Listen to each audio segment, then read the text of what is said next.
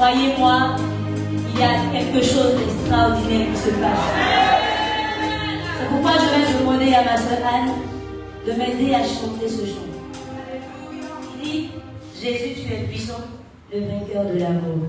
Amen.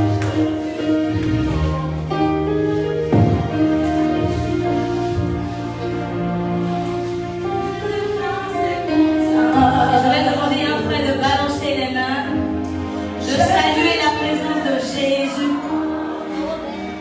Dis à Jésus, me voici. Dis à Jésus, tu es puissant. C'est lui qui est grand. Jésus, tu es puissant. Tu déplaces les montagnes. Jésus, tu es puissant. Jésus, tu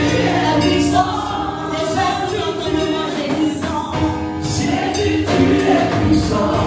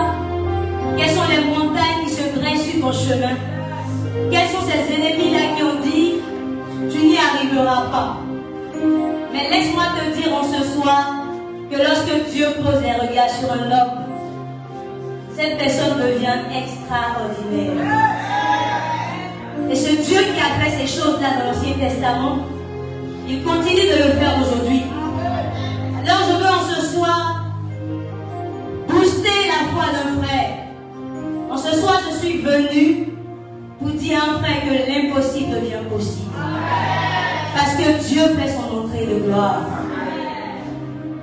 Seigneur, nous te rendons toute la gloire. Nous t'accueillons encore une fois de plus. Éternel, prends toute la première place.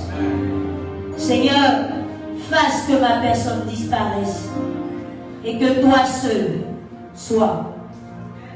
Tu as dit dans ta parole que la foi vient de ce que l'on entend et ce que l'on entend vient de la parole de Dieu. Fasse, ô Dieu, que le message que tu as mis en moi soit transmis à ton peuple. Fasse, ô Dieu, que les yeux regardent et voient. Fasse, ô Dieu, que les oreilles écoutent et entendent. Fasse, ô Dieu, que nos cœurs soient assoiffés de toi. Seigneur, éclaire les yeux de nos cœurs et brise toute limitation. Brise tout faux raisonnement. Brise toute hauteur. Brise. C'est ton moment, Saint-Esprit. Est-ce que tu me dis Amen? Est-ce que tu peux crier, pousser des cris de joie en ce soir? Est-ce que tu peux regarder ton frère à gauche? Ton frère nord, réveille-le. Regarde derrière toi et dis à une sœur qui est ici, l'Éternel va encore faire.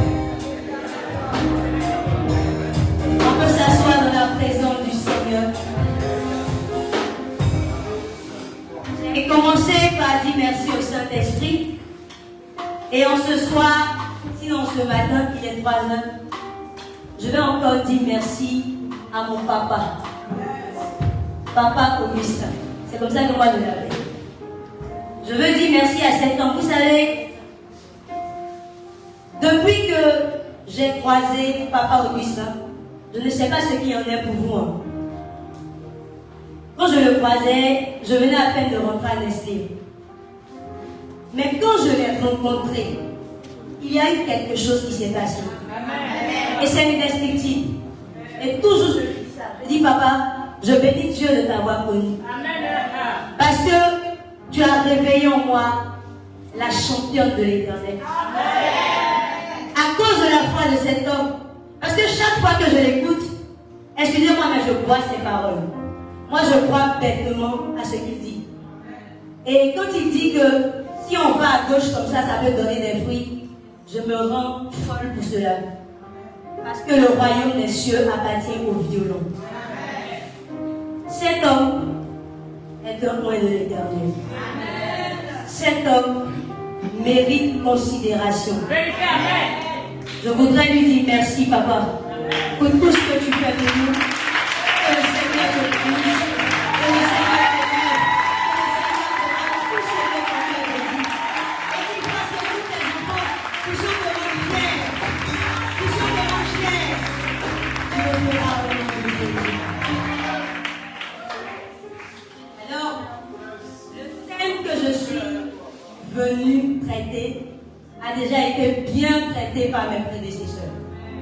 Mais vraiment, quand je les écoutais, je dis, mais waouh, cet esprit, tu es formidable.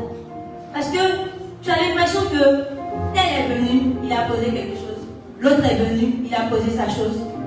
Que cet esprit fait tellement les choses de manière agréable. Et donc, nous sommes dans le thème, qu'est la faveur divine? Regarde mon frère, dis-lui faveur divine. Dis-lui, tu es un favorisé de l'Éternel. Et depuis plusieurs dimanches, notre Père nous enseigne sur beaucoup de thématiques. Et j'aimerais qu'un frère soit sensible à la mouvance du Saint-Esprit. Nous sommes en train d'aller quelque part. Vous savez, il y a un moment où on se nourrit de lait et il y a un moment où on a besoin de la nourriture solide. Et ce que nous entendons depuis un certain moment, ce n'est pas comparable à du lait. C'est une nourriture solide pour des personnes qui doivent conquérir, pour des personnes qui sont appelées à régner. Et si tu es là ce soir, sache que la gloire qui couvre cette assemblée, qui couvre cette église, reposera sur toi si tu le crois. Ainsi, dans ce grand thème de la faveur divine, pendant que je recevais ce thème, j'ai appelé papa, je lui ai dit beaucoup de choses, j'ai dit waouh, mais le Saint-Esprit parle beaucoup aux gens. Quand tu te demandes qu'est-ce que je dois dire, franchement, il va. Et le sous-thème qu'il m'a donné pour toi, et même pour moi, parce qu'il m'a délivré, c'est la faveur, l'âme redoutable des fils.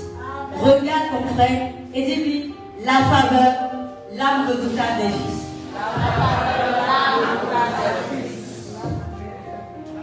Dis-lui encore, la faveur, l'âme redoutable des fils. Amen.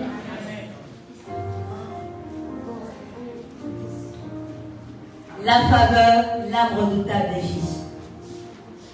Pour traiter ce thème, le Saint-Esprit m'a amené à me poser deux questions essentielles. Vous savez, lorsqu'on a compris une chose, l'application est tout de suite facile. Mais quand on ne comprend pas, c'est alors que viennent les raisonnements. On se demande, est-ce que si je fais comme ça va donner quelque chose? Mais une fois qu'on a compris, on adopte le concept. Amen. Et donc il m'a amené à me poser deux questions essentielles. La première est la suivante. Pourquoi est-ce que Dieu fait intervenir la faveur dans la vie de l'homme? C'est la première question qui m'a amené à me poser. Et la deuxième question c'est, en quoi est-ce que la faveur est une arme redoutable pour les fils? Donc nous allons d'abord traiter la première question. Pourquoi est-ce que Dieu trouve nécessaire de faire intervenir la faveur dans la vie de l'homme? Et je vais imiter mon père ce soir. J'ai ma lectrice, Déborah. Tu vas m'aider s'il te plaît. Et nous allons lire les textes suivants. Luc 15, versets 27 à 32, Genèse 32, 28, Ruth 1, 16 à 17 et Matthieu 28, 19 à 20. Luc 15, verset 27 à 32. Ensuite, Genèse 32, verset 28. Ruth 1, verset 16 à 17. Et Matthieu 28, verset 19 à 20. Déborah. Je lis la parole de Dieu. Luc 15, verset 27 à 32. Le serviteur lui dit, ton frère est de retour. Et, parce qu'il a retrouvé en bonne santé, ton père a tué le veau gras. Excuse-moi, s'il te plaît. Excusez-moi, c'était plutôt la deuxième partie. On va lire Apocalypse 12, verset 12. 1 Jean 5, verset 19. 1 Jean 3, verset 8. 2 Chroniques 15, verset 2. Et Psaume 115, verset 16.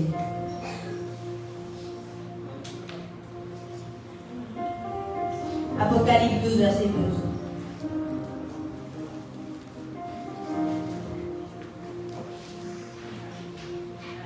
Apocalypse 12, verset 12.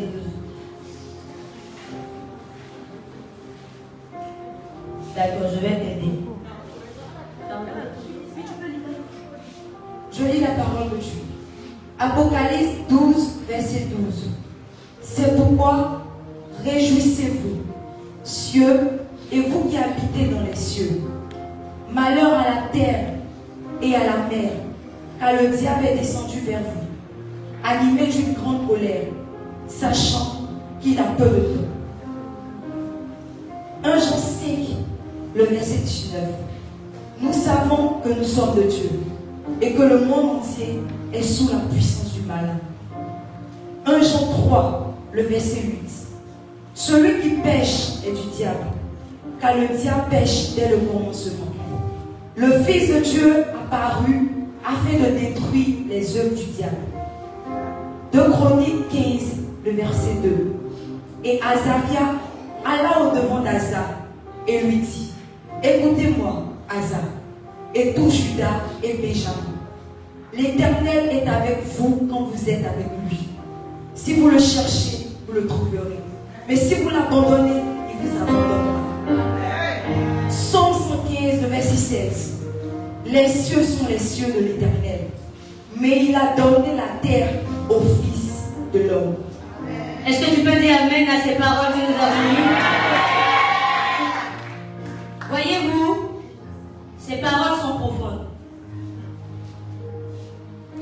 Je ne sais pas qui dans la salle n'a jamais vécu de combat. Si tu es là, tu peux lever ta main, on va t'applaudir. Ok.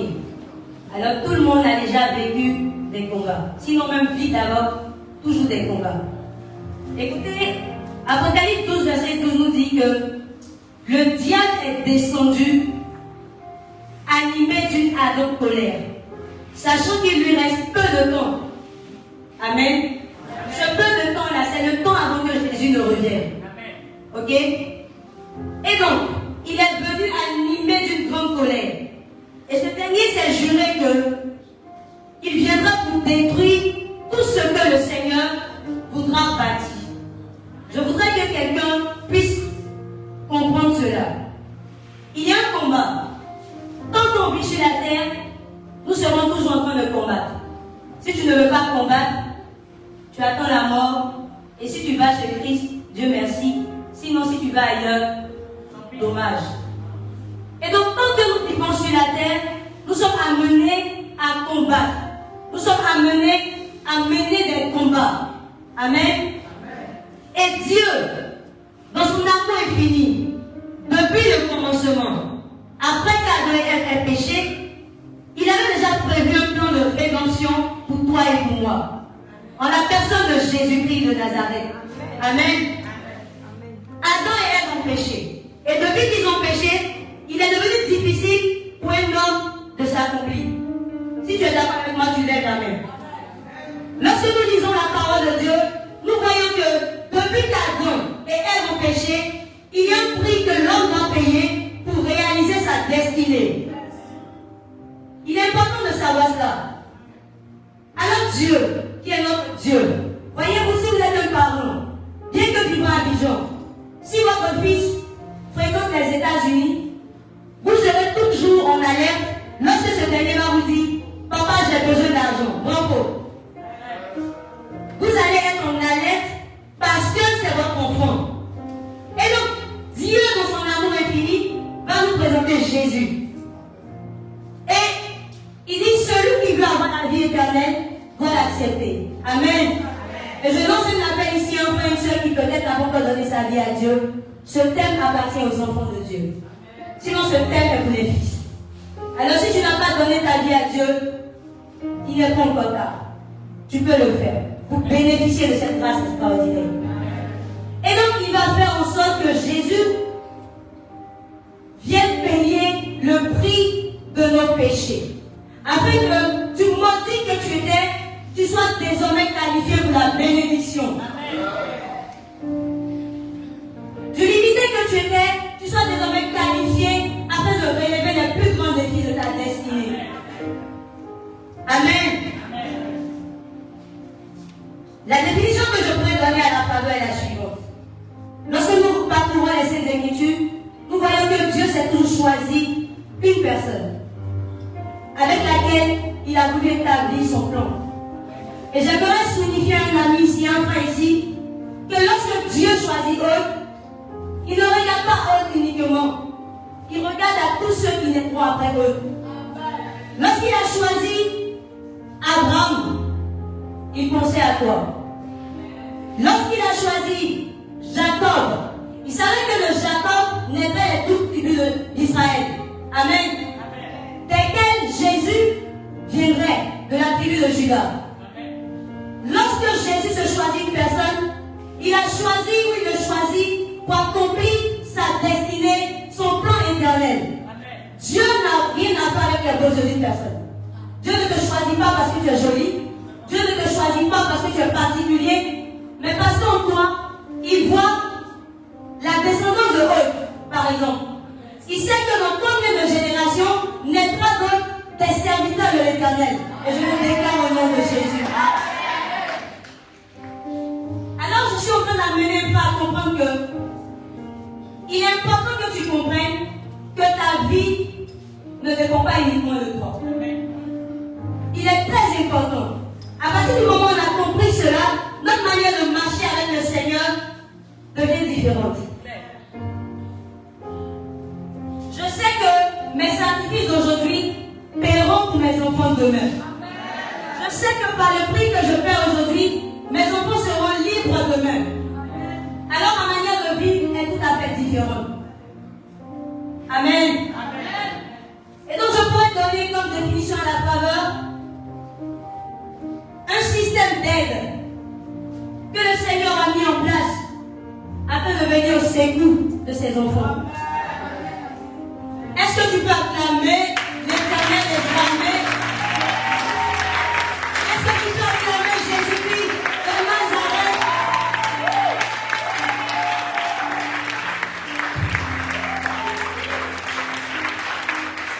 Il a prévu que tu n'échouerais pas.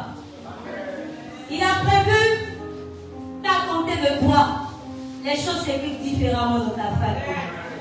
Je suis en train de parler au cœur d'une personne. Tu regardes peut-être à ta famille dont tu es issu et tu te dis, il n'y a plus d'espoir pour moi. Laisse-moi te dire que tant que tu vis, tant que tu as Jésus, tout est permis. Je ne suis pas issue d'une famille où peut-être mon papa priait assez. J'ai seulement peut-être hérité de ma mère, père à son âme. Et je me rappelle que quand elle vivait, toute fois qu'elle allait aux retraites à l'église, j'étais petite. Elle m'y accompagnait, elle me prenait et j'y allais avec elle. Je ne comprenais pas ce qu'elle était en train de faire.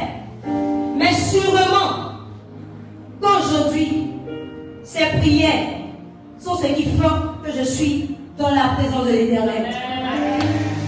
Alors je suis en train d'interpeller la conscience d'un parent ici en ce soir, d'un frère et d'une soeur. Tu as essayé par tous les moyens de résoudre tes problèmes. Tu n'y es jamais parvenu. Tu as besoin de la faveur de Dieu. Tu as besoin de ce système d'aide que le Seigneur envoie à ses enfants afin de leur permettre d'accomplir leur destinée. Sans la faveur de l'Éternel, sans son secours, il te serait impossible de vivre les promesses de Dieu.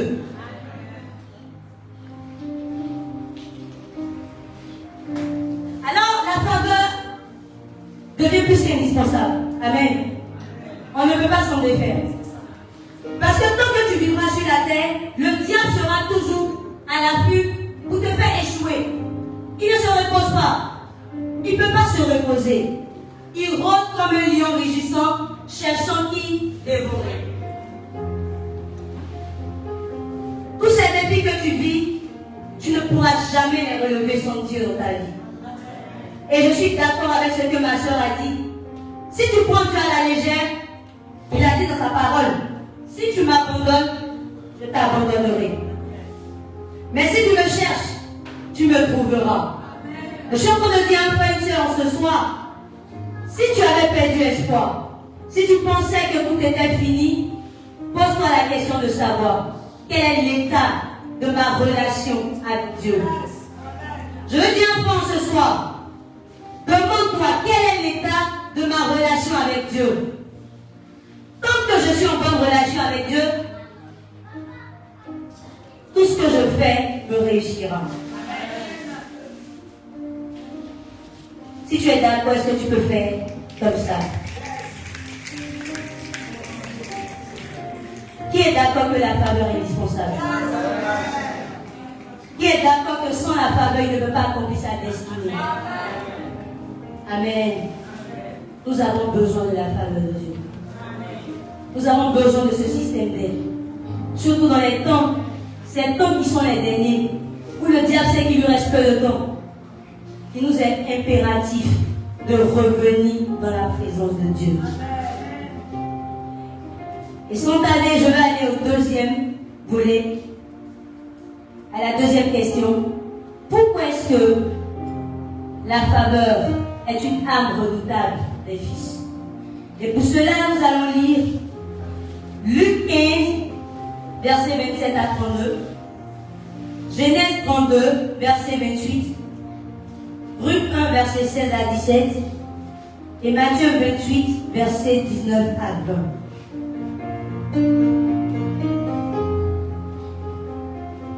Luc 15, les versets 27 jusqu'à 32.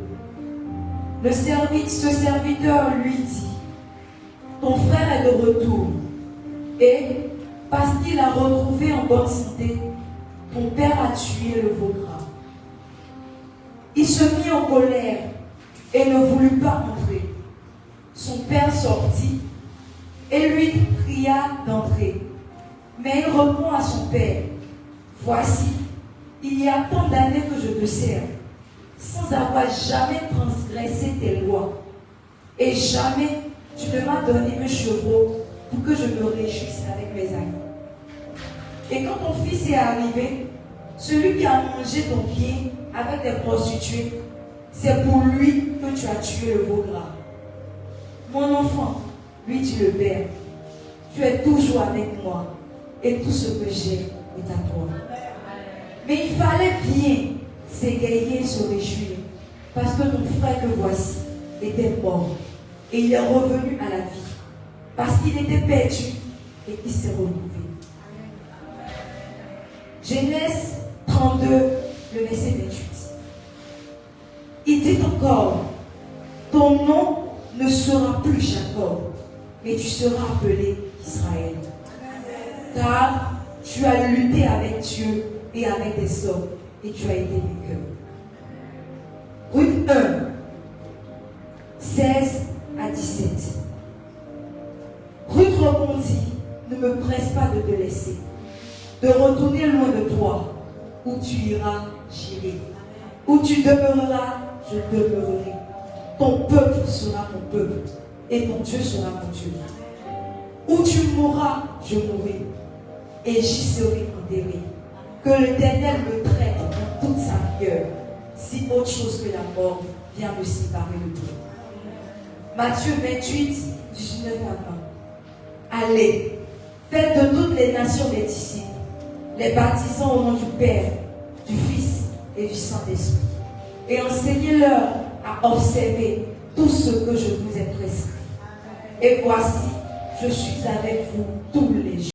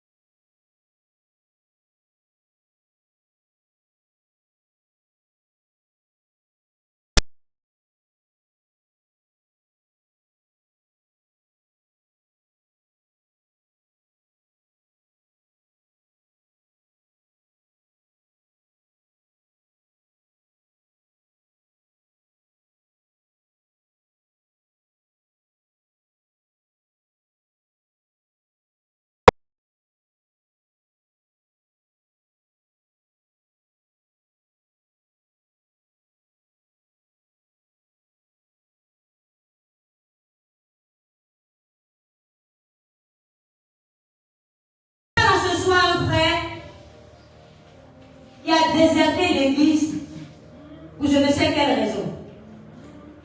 Dieu est miséricordieux. Il te dit en ce soir, reviens à ton premier amour. Reviens à ton premier amour. Reviens à ton premier amour. Reviens à ton premier amour. Reviens à ton premier amour. Et donc, lorsqu'il est revenu, c'est vrai que son père était content de le revoir. Mais l'une des choses que son père a appréciées, c'est que son fils, ou son enfant, je dirais, ce dernier était parti comme un enfant et il est revenu comme un fils. Amen.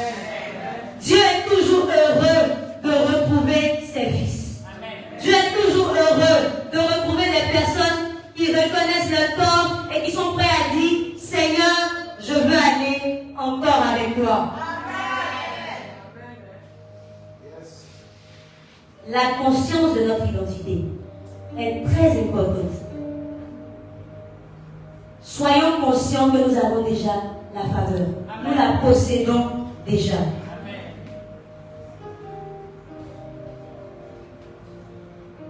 Vous voyez,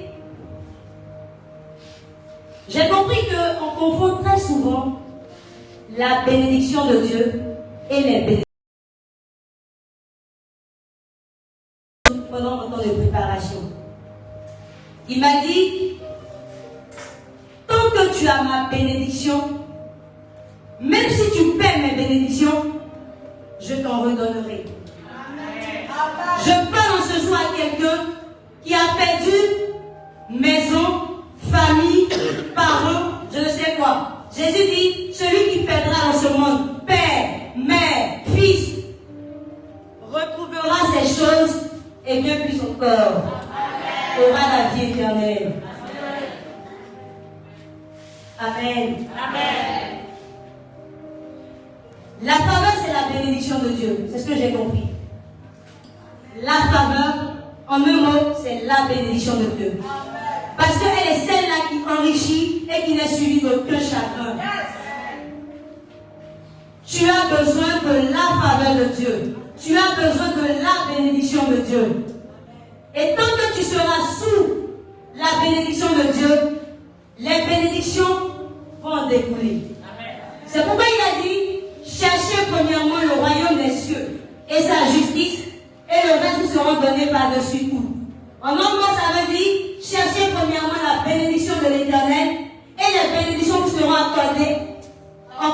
Amen. Nous avons besoin de la faveur de Dieu. Nous avons besoin de la bénédiction de Dieu. Donc je disais que les fils sont conscients de la faveur qu'ils possèdent.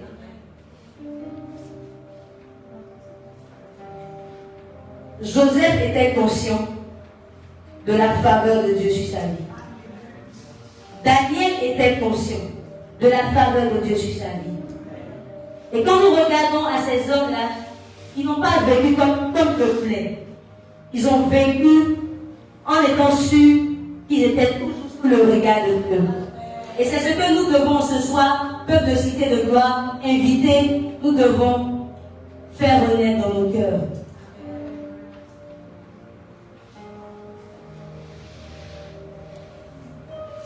Et le deuxième volet, le dernier, non seulement ils sont conscients de leur identité, mais ils savent utiliser la faveur. C'est pourquoi j'ai dit c'est une arme. C'est une arme entre leurs mains. Savoir l'utiliser est aussi capital. C'est très important de savoir utiliser la faveur entre nos mains.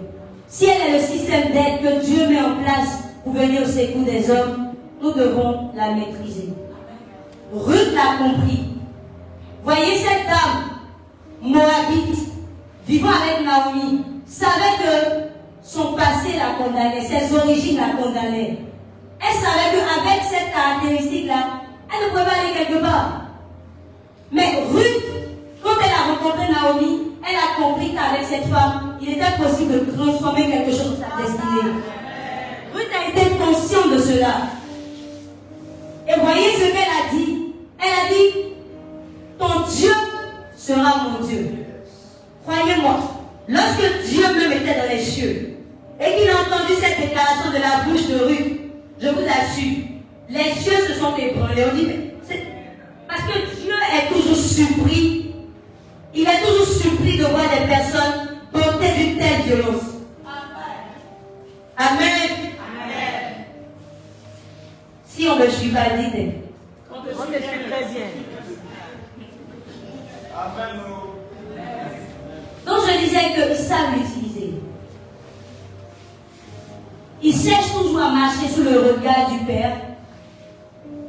Joseph l'a fait, Daniel l'a fait, Abraham l'a fait, et bien d'autres. Paul marchait aussi sur le regard de Dieu. Mais lorsqu'ils possèdent la faveur, ils ont la capacité de la fructifier, de la développer. Amen. Amen. Je suis en train de dire, frère, que la faveur dont tu avais besoin quand tu étais au CP1, ce n'est pas la même chose quand tu arrives en entreprise. C'est pas la même chose. C'est pas que la faveur a diminué. Tu dois rechercher à plaire davantage à Dieu. Est-ce que tu peux me dire Amen? Amen. Est-ce que tu deviens une femme mariée, qui travaille, qui a des enfants, tu dois comprendre que tu dois chercher constamment le regard de Dieu. Parce que tes défis deviennent grands. C'est pour cela que ce sont les fils qui sont appelés à bien posséder cette chose. Parce qu'ils savent que pour le défi actuel, je dois rentrer dans une autre dimension pour comprendre qu'est-ce que je suis amené à faire pour que le ciel se réjouisse de me voir. Est-ce que tu peux dire Amen à l'Éternel en ce soir? Ruth a dit, ton Dieu sera mon Dieu. Elle a choqué l'Éternel. Lorsque Joseph était chez Potiphar, voyez, la Bible nous dit que Joseph plut à l'Éternel. Il avait la faveur de Dieu avec lui. Mais Dieu, qui est le Dieu qui a la capacité de faire fléchir même le cœur des plus grands tyrans, c'est lui qui choisit les hommes et les femmes qui vont impacter ta destinée. Il a plu à Dieu de faire en sorte que Potiphar aime Joseph. Amen. Tu peux dire Amen? Amen. Je suis en train de dire un point ce soir. Jésus croissait en statut, en sagesse et en faveur devant Dieu et devant les hommes. Amen. Je pensais que tu allais dire Amen. Amen. Celui qui pense que il me faut uniquement la faveur de Dieu, crois-moi, tu es foutu. La Bible dit qu'il a donné la terre au Fils des hommes, de l'homme. Amen. Amen. Dis-moi, avec toute la faveur de Dieu que tu as en entreprise, si le Seigneur te dirige vers une personne qui est capable de te défendre dans ta destinée, et puis tu dis, oui, il y a mon Dieu, je m'en fous, tu vas rester là. Tu vas rester là. Il faut qu'on soit conscient de cela. La faveur de l'homme, mais la faveur de Dieu d'abord. Pourquoi je dis la faveur de Dieu d'abord? Parce que ce même Potiphar-là, la Bible nous enseigne que lorsque sa femme est venue accuser Joseph, il a livré Joseph. Il a cru en sa femme. N'est-ce pas? Alors que quelque temps auparavant, il aimait Joseph. Mais tout d'un coup, il a commencé à détester ce dernier.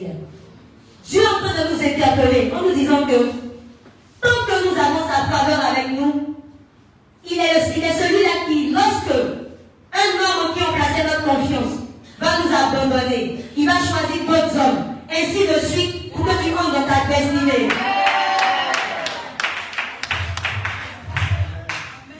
Moi, je l'ai compris.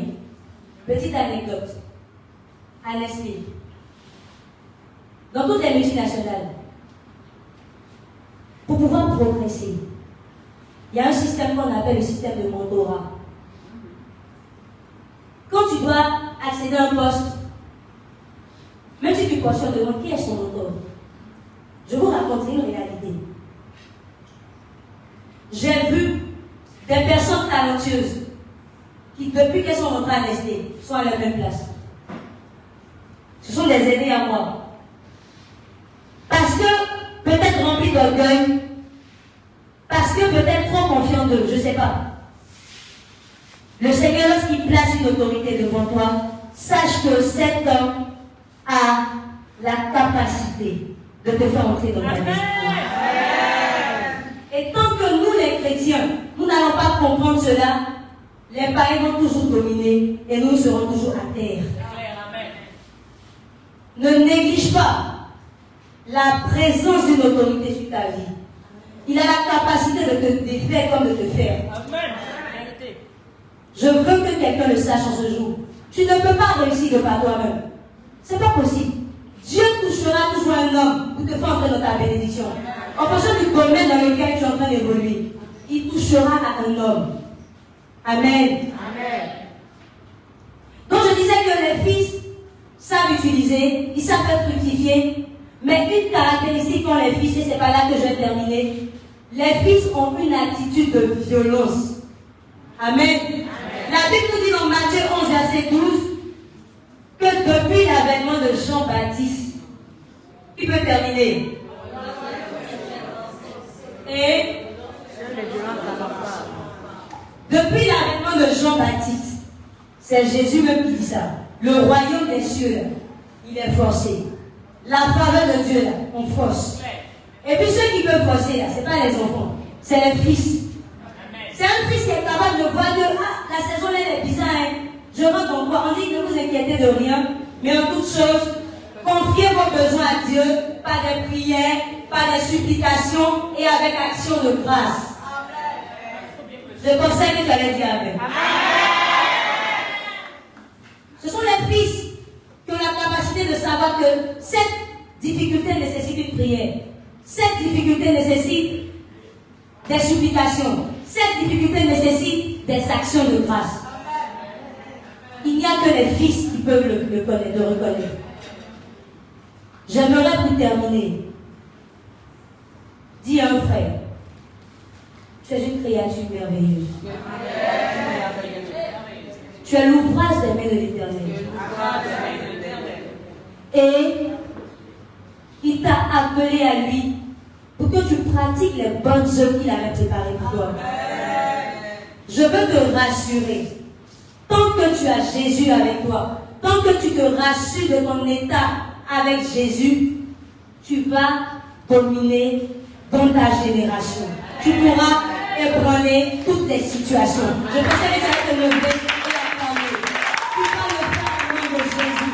Parce que la grâce est disponible, les cieux sont ouverts. La terre attend avec une larme de vie la révélation des fils, des fils, des fils, des fils, des fils de Dieu. On va chanter ce chant pour terminer. Je ne suis plus esclave de la peur. Et je veux que tu chantes ce chant que l'approprions. Ah, tu peux m'aider? Je ne suis plus esclave de la peur. Et je veux que ce soit un chant que tu pries. Amen.